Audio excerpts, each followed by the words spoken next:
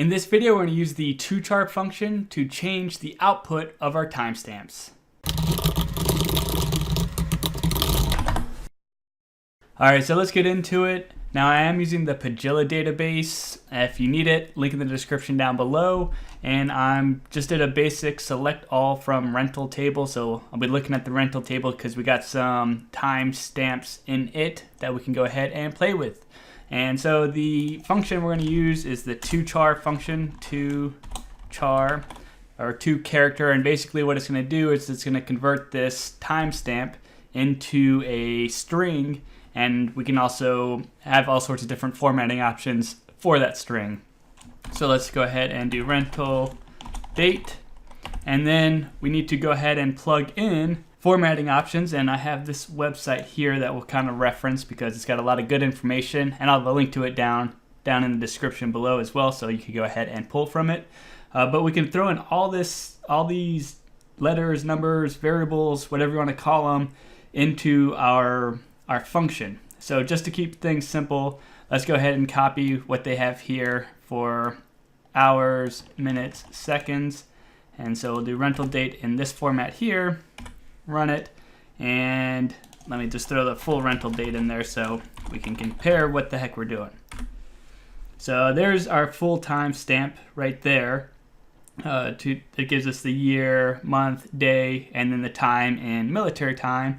And then with our toChar function, we've converted it to like standard time, I guess you call it, a regular 12-hour clock. So it's 10 p.m., essentially 54:33, and we're not showing the year, month, day because of what we entered here.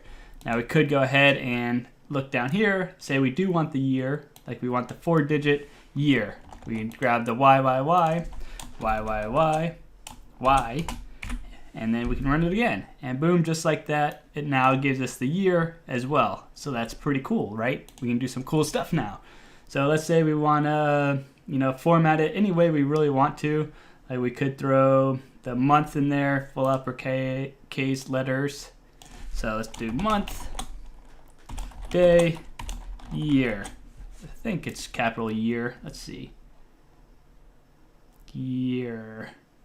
Maybe it's just 4 Y's. 1, 2, 3, 4. F5.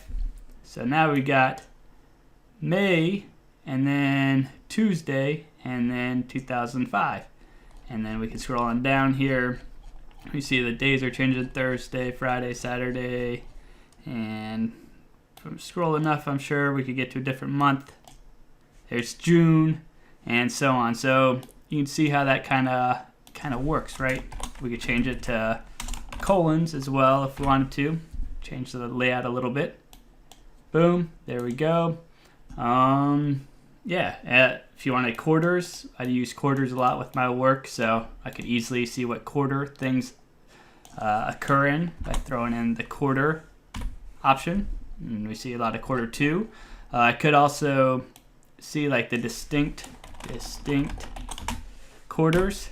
So we got quarters 1, 2, 3, and so on. So that's essentially how you can use the toChar function to format your dates in a different format than just your regular old timestamp. So again, I'll link to this down below because you're not going to memorize all these options, and you could go ahead and play with it to get the information that you want and need. And that's really it for this video, a nice short one. If you found it helpful in any way, shape, or form, I appreciate a like, comment, subscribe, and I hope you have a great rest of the day.